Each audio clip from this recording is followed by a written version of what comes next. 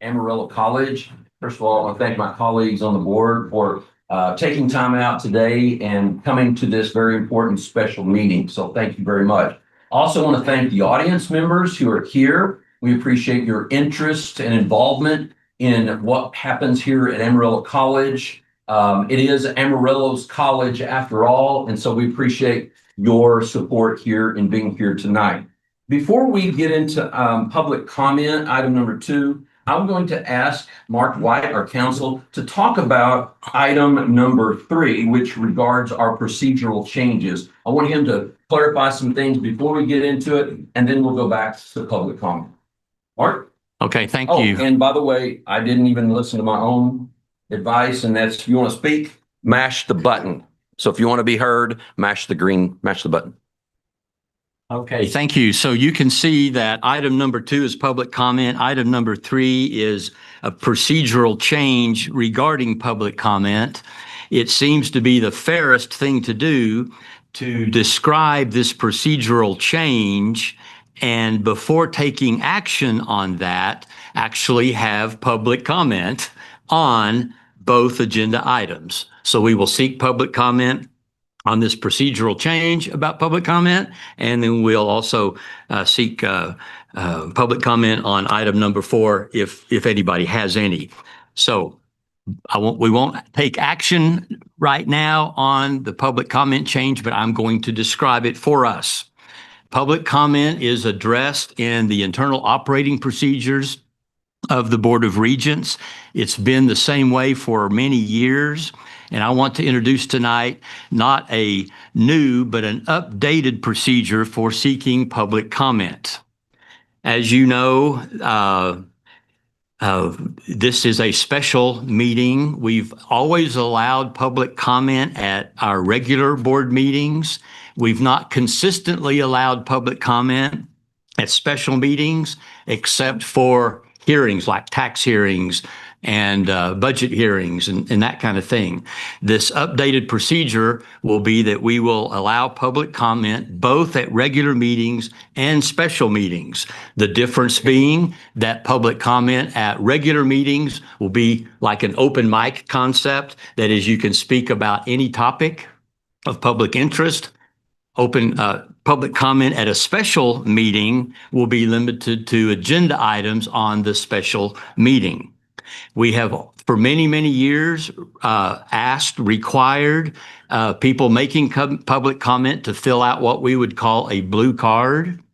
And it required the name and address and phone number and so forth, and the topic that people wanted to speak on. We did that.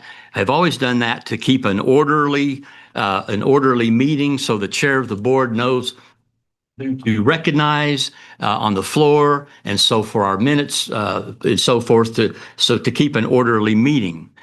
I have revised those cards, and instead of that blue card that you've seen for so many years, there are going to be 2 different cards, a card for a special meeting and a card for a regular meeting. So tonight, we're asking you to, if you want to make public comment, to fill out the card for the special meeting, because that's what it is. The way these cards differ from what we have used in the past is this. It asks for a name, it still does, but phone numbers and mailing address and city and all that kind of thing is optional. So we will not be requiring that. Say city is not. Well, It's part of mailing address. part of mailing address. The whole thing is optional, and we will treat it that all of that is optional. All we need is a name. Yep. And all we need is a name, and all we need is a topic. So if you're filling out a public comment card for a special meeting, you write the agenda item number on. If you're filling out a public comment card for a regular meeting, then you describe the topic. It can be anything on the agenda or not. So I'm proposing we still require use of these cards, but I have received some comments from some citizens about making this stuff like the phone number and all that kind of thing mandatory. And we're going to make that optional from now on. Okay. Okay.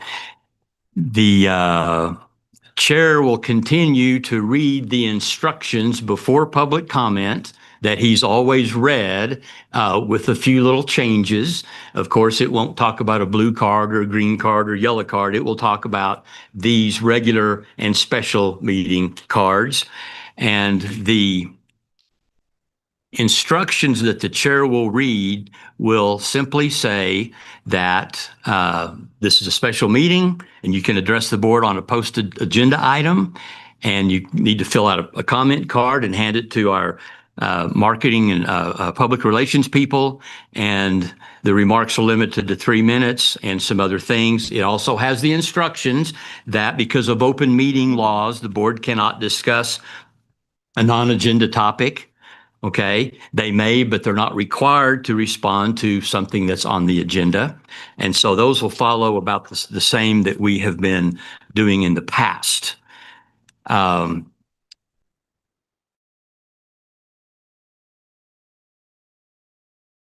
Party lawyer to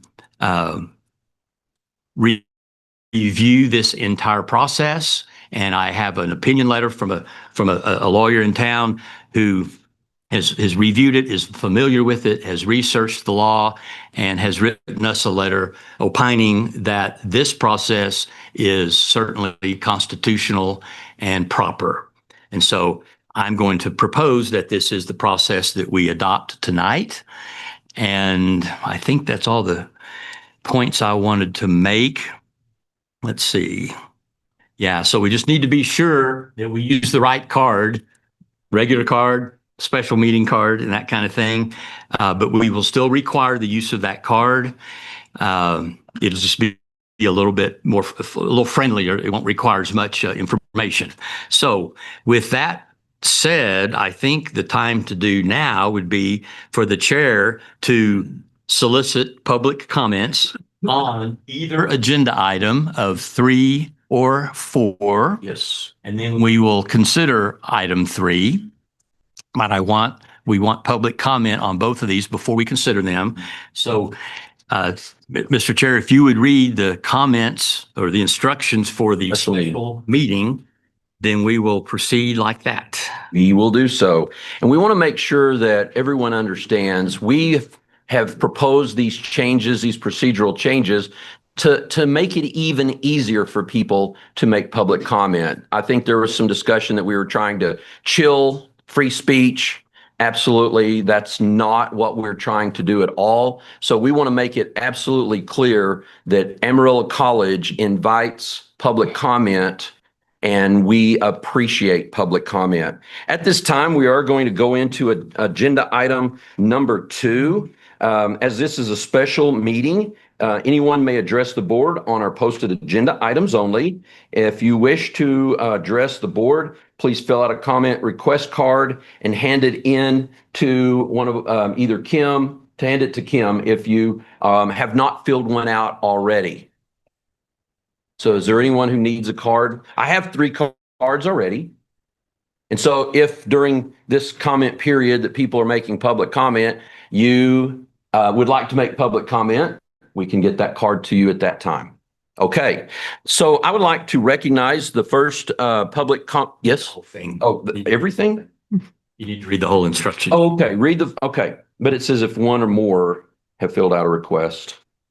I don't think I have 5, but anyway, I'll read it. Remarks are limited to 3 minutes. Up here, we'll have the timer that will go off. Groups of more than 5 persons referencing the same topic may be asked to appoint 1 person to present their views before the board.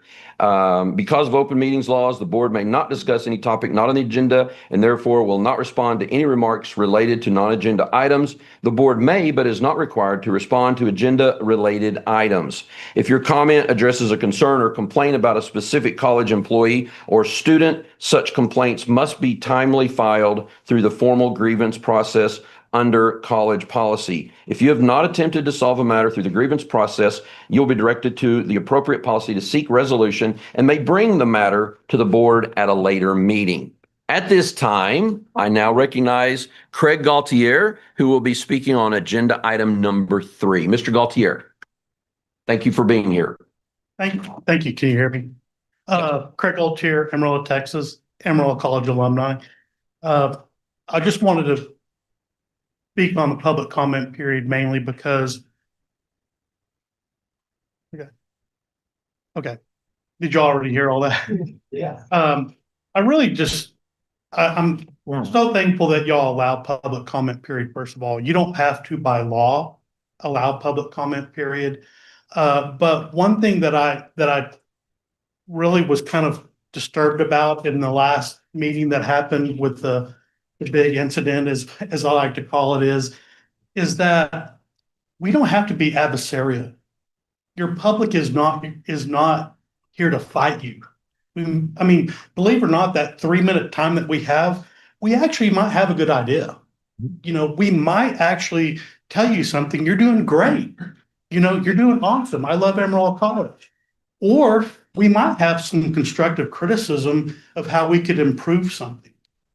You know, and so I don't like the rigidness of I mean, I know we have to have rules and to keep things orderly, but I would ask the chair along with the board to consider, you know, when you have a small group of people, of 2 citizens to speak, you know, do we have to cut them off exactly at 3 minutes? Do you have to sign the card up? Do we have to be so formal? And again, I mean, this is not that big of a deal. One thing I do think that y'all need to really look into, Mr. White mentioned that he had hired, or at least consulting another attorney. I think you guys are making some mistakes on your postings of the Open Meetings Act in regards to going to executive sessions. You only have 4 provisions you're allowed to go into the executive session. One provision is employment matters. Number 2 is purchase of real estate. Number 3 is economic development. And number 4 is pending legal action. And you, on your postings, you literally have to post that what you're going into executive session for. You have to give notice to the public that you're going to go into executive session to speak about an employment matter. You don't have to tell us what you're going in there to say, but you have to give us notice. And I've noticed on your agendas, you're just putting down there in a footnote that we may go into executive session. And then there has been an occasion where y'all have gone into executive session without giving public due notice that you're going into executive session. So I stayed at a Holiday Inn Express once, so I think I'm an expert sometimes on things. But I do know the Open Meetings Act. I was an elected official like you at one time. I don't consider myself to be an expert, but I am very knowledgeable in that. And that's something that I wish Mr. White, along with his consulting with his other attorneys, would look at it. Because at the end of the day, you guys are the ones who are on the hook for criminal or civil matters when it comes to open meetings violations. Not your legal counsel. It's you. You have a very good legal counsel. I've used Michelle's firm many times. She's a very good attorney. You can consult with her at any time to open up those type of laws and so forth. But my time is up. Thanks again for allowing us to speak. And thank you for all you do. You know, I love Amarillo College and I want to be as best as it can be as you do. So thank you. Thank you very much, Mr. Gaultier. We appreciate your comments tonight, and I've written down everything that you addressed, and we'll make sure that we address those at the board sometime. Thank you so much. Next up is Mr. Mike Fisher, and he wants to address items 3 and 4.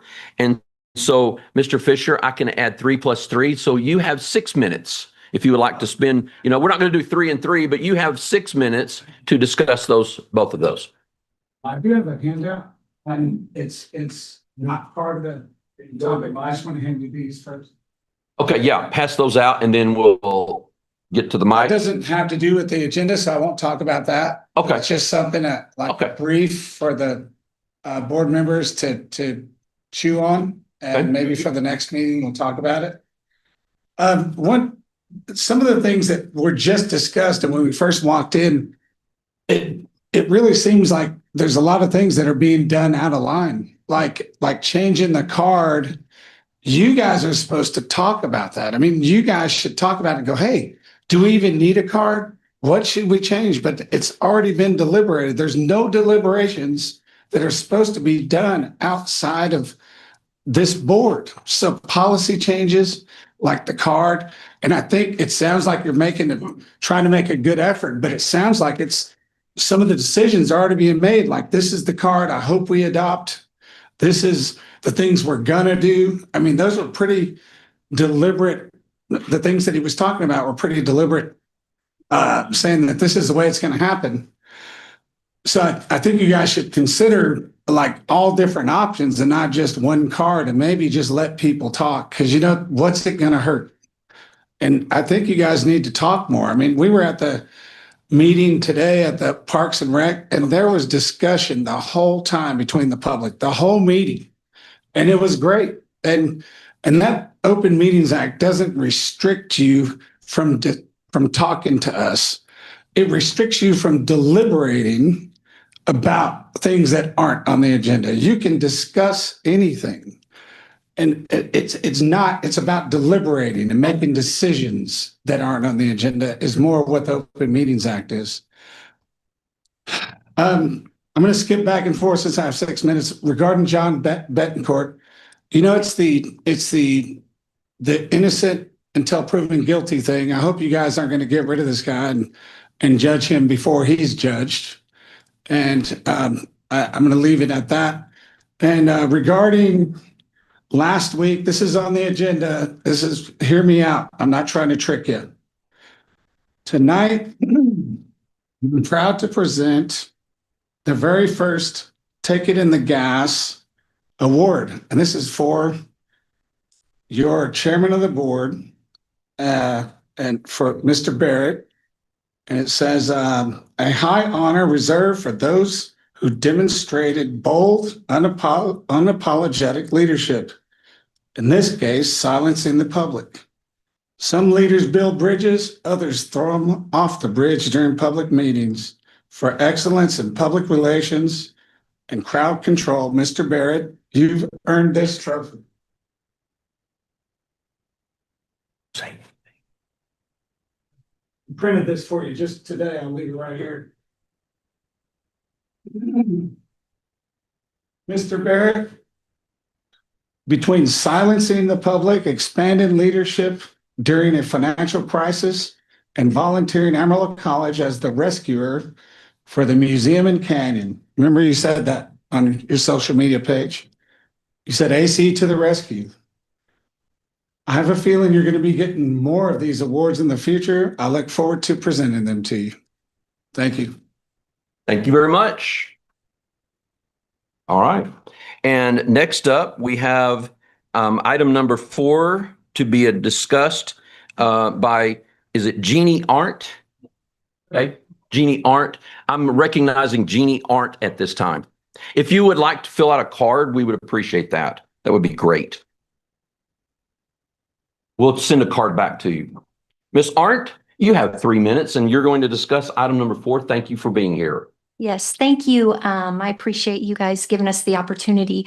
So first of all, I'm going to be more of the heartfelt side instead of the technical and things like that. I just want to remind everyone why we're here. First of all, Scripture reminds us that we have all sinned and fall short of the glory of God, and it also calls us to walk in light and humility and repentance. I just hope that the board recognizes this situation, the seriousness of it, and takes the appropriate step to ensure that the students fully understand the consequences of this type of behavior. We need to remember why we're here. We're here for our children, and we're here for the youth, and we're here for their future, not ours. And we need to make sure that they're set up for success. So thank you. I appreciate it. All right. Thank you very much. We appreciate that. We have another card. Can we get the card from you, sir? I card. Next agenda item. We Tell you my name. I understand that, sir, but please follow protocol. We would ask that you do that. We're not trying to limit anyone from speaking at this time. We just simply have to have your name and what you're speaking on. That's it. And you have a card. Okay. If you please fill it out. We'll wait. I appreciate that.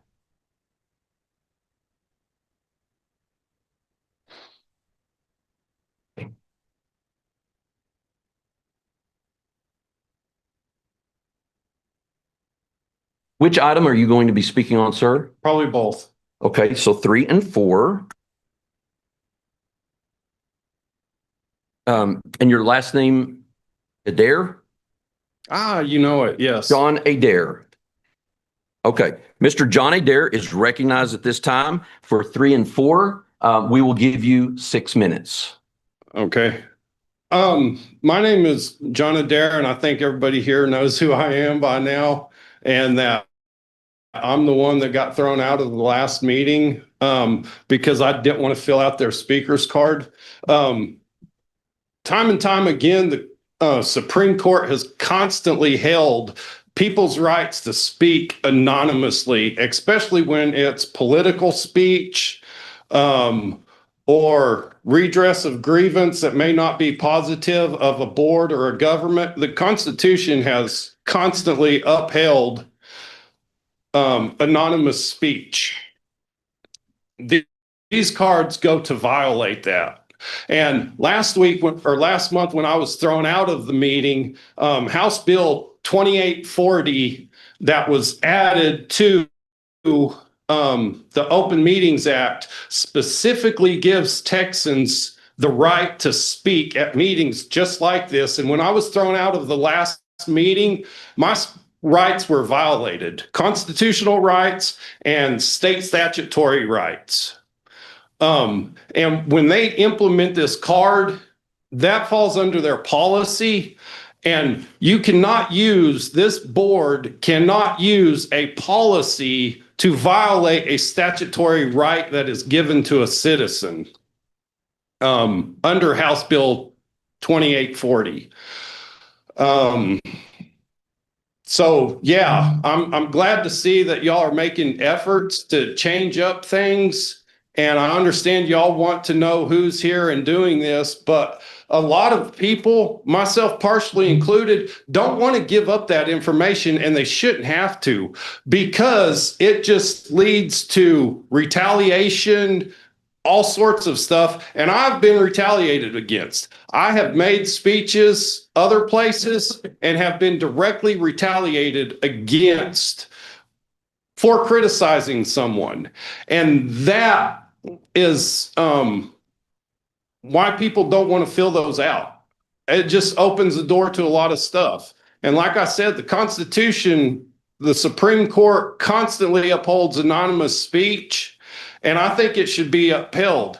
And 551 gives you all the right to have speakers cards, but those speakers cards can't be used to deny someone a statutory right given to them by the state of Texas. And real quick, I'll just wrap up. I wanted to say something much like Fisher did on the Betancourt thing. I believe innocent until proven guilty should still mean something in this country.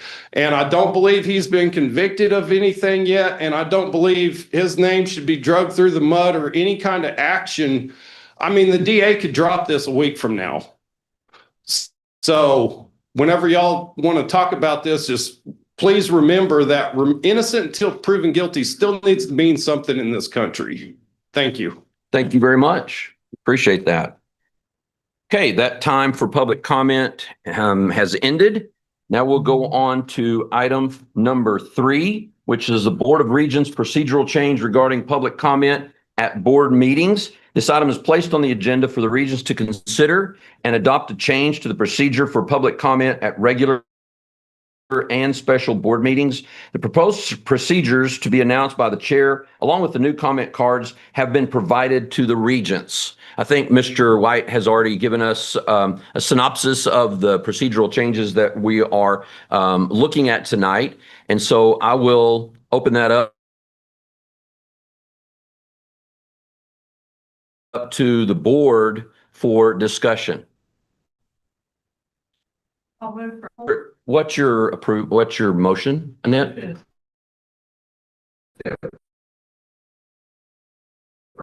Motion to approve procedural changes. Do I hear a second? Annette? And I think in the light of some of the school board meetings across the state where they have people coming from outside even of Texas Yeah. percent. I think having city and state is important. We know if they're our constituents. And if they have a real interest. I don't need their address or their phone number. But I do appreciate their name, subject they're talking.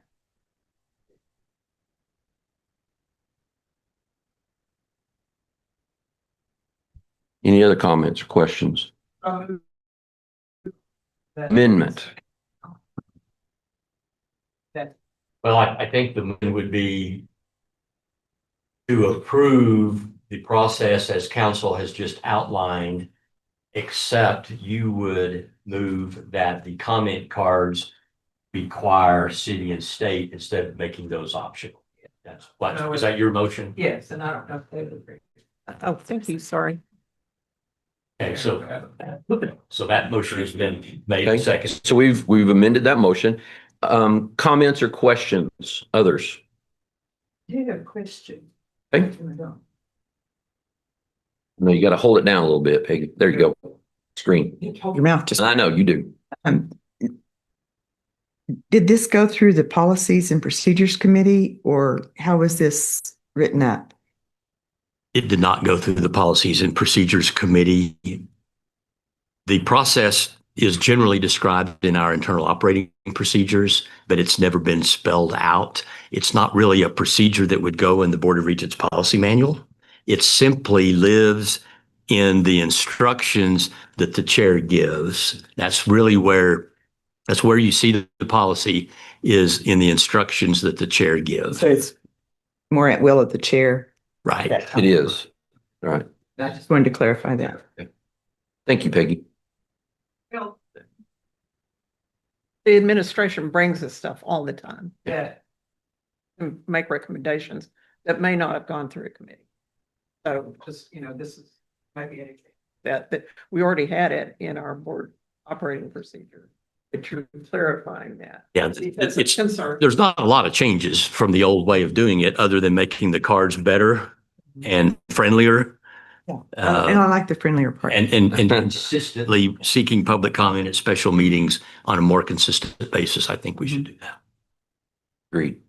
Question mark. Could you address Mr. Adair's comment that he has an absolute right to anonymity under the Supreme Court rulings? I mean, did our opinion letter address in Texas, or are we allowed to require the name of a person speaking in a public comment? Yes. Yes, our lawyer has opined to that. Yes. It says the proposed public comment cards fall squarely within these permissible constitutional parameters. Meaning the US Constitution? Yes. Is that cited or? I'm sure she knows. Yes, it is. Are you gonna make that illegal letter available to the public? I think we should. Okay. And put it on our website? Can do that. If Do you have copies tonight? I just got one, but we can post it. That'd be good. If that's what you'd want me to do. Like that. Yeah. Everybody can see it, and if they've got contravening authority that they think we are wrong about something, I'd like them to bring it to your attention so that there's never a question that we're not following the law, because I think we all intend to follow the law here. Shall we have 4 copies here? Would you? It was. Okay. I'm sure, what we were gonna do about circulating it and then whether the rest of the boards had seen it. We have 4. So is it all right to pass those out later? Okay, we have 4. If anyone would be interested in looking at that, any board members want it right now? It'll be posted soon. Maybe send it to the board. Yeah, that'd be great. So we'll have these there for afterward. Thank you, Sadie. Add that to her amendment to approve. All right, any other comments or questions? Are we all good with the amended portion where we require city and state? Just so we know that there are constituents, they live in Amarillo, et cetera. Speak. Oh, yeah. Yeah, they They could. say with a grain of salt. Yeah. Right. Speak, but we want to know if they're constituents. Okay. Are we all? So, to clarify. Yes, please do. The reason that we were able to present this tonight was because it wasn't constricting further. It was really more relaxing it. And that's at the decision of the chair for something like this. Is that? I think it's not so much policy as it is procedure. It's just the way that we're using what we say we need information. And so we're actually trying to make sure everyone knows we do want public comment and we're not trying to limit that. So that's why you were able to do it without approval, is because it was. And we're going to be We're discussing it finding- tonight, and we, Right. if the Board of Regents can approve it or not, Yeah. or approve it differently than I've outlined it, however you want to do. Thank you. I just want to be sure that was clear for everybody. Okay. Anything else? Okay, we're going to go ahead and take a vote. All in favor of the motion made and seconded, where we have amended it to include the city and state. All those in favor, please say aye. Aye. Any opposed by no?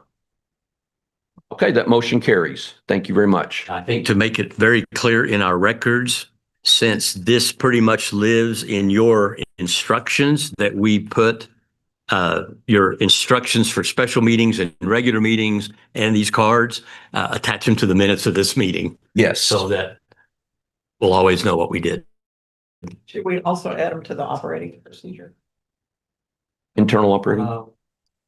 Wouldn't hurt. All right. Let's go ahead. Thank you for that. And on to item number 4, Regent John Betancourt. This item is placed on the agenda for the Regents to consider the recent charges filed against Mr. Betancourt, the impact on the college and the board's response. So right now, we'll just open it up for any discussion. Do you have some or anything to say about that, Mark, first? The only thing I would say is to remember that Mr. Betancourt has not been convicted. He's been charged. And we need to be respectful of that. But it's up to the Board of Regents to make comments or take any action they deem necessary. I don't really have anything else to say about it. Well, what are our options under our policies and under state law? I would say that the Regents have many options, almost anything except for removal. The Regents can't remove a fellow Regent. That takes a district court action. Short of removal, I think the Regents can take any action or no action. Certainly. What other actions would there be? Whatever this body, I mean, legally, I think what you were asking was legally what actions or in our operating procedures, what? we don't have any actions listed in our operating procedure for this. What we have is a prohibition of removing him. He's a duly elected official, so this board cannot remove him without going through a district court action. So at this point, the board can do anything you want, really, short of removal. I just don't know. You know, we don't have a list of options, is what I'm saying. Are you saying like censure? Or If that? if I mean, that could anything you want, I be guess, yes, is a big- anything that the Regents considered proper and reasonable. It's important that we show that we are concerned about. Yes, absolutely. And particularly since it's a repeat charge for our friend, and it's tough because it is Our friend. but we also want to send a message to our community and to our students that this comes with some consequence. And right now, Mr. Betancourt holds certain positions on the board that maybe we need to pause until we know the outcome of this. I would agree to maybe consider pausing his positions in committees pending the outcome of of his charges. I mean, I'm not necessarily making a motion just yet. Just saying, I think that's what we might ought to consider. Let me ask, Mark, we've got committees that are appointed by the chair, but we also have an executive committee that's voted on by the board. Mhm. That So comes through nominating committee. comes through now. So how would we proceed if we chose to remove a member from either of those? First of all, I don't think I would use the word remove. I think I would use the word suspend, temporarily suspend pending the outcome of the matters, if that's what you want to do. But with respect to board committees, even, board committees or the executive committee, this full board, I think, could suspend a regent from serving on one of those committees on a temporary basis pending the outcome of the others. With respect to outside committees, I know Mr. Betancourt serves on the Tiers 2 board, and this board would have had to have voted to have him be on the Tiers 2 board. I guess this board could take action on that as well. If that were to occur, there would be a vacancy on the Tiers 2 board that could be filled at a later time by somebody on this board, or even somebody not on this board as we vote. So those are all the options. Apply to the state, Yeah. CCAT and national. I think what they decide to do is up to them. As far as being our representative committee on the committee for CAT, we can take action on that, but we can't tell beyond that what the state and the national committee assignments he may have, what they would do. I think they're aware of it at CAT level, at the state level. Upon us to notify them. I think it would be, because he is serving as our representative. Yeah, for sure. So in a case like this, do we consider the past history? Is that something we consider, or is that not to be considered? As far as arrest record, is that what you're talking about? I think, just the impact that it has on the college is what we're looking at here. Does that make a difference to some people?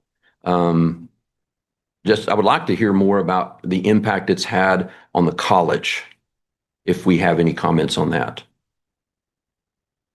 There's a principle that I like to adhere to, and I believe John is a Christian, probably adheres to it as well. And that's that we are to consider not only our own interests, but also the interests of others. And my concern is the reputation of the college. I, as a Christian, I've been praying for John. John is a friend, and I don't have animosity toward John at all. However, this is very serious, and it's a reflection to how we handle this on behalf of our students. At the age that many of our students are, they've got a strong sense of right and wrong, and they're gaining that for themselves. And this is something that it puts other people's lives in danger. Mm-hmm. It is indeed true. I'm aware of conviction versus guilt. Mm-hmm. You know, sometimes you don't get a conviction for something you're guilty of. Asked O.J. Simpson. You know, that was the most prominent example you could give. I would hope that that John is going to get some help, because it's a recurring problem. Right. But for us as a board, I think we need to look to the impact of our students in the community, and how it affects our reputation in what we do, and how swiftly we act on it. Well said. Thank you. Anyone else have comment?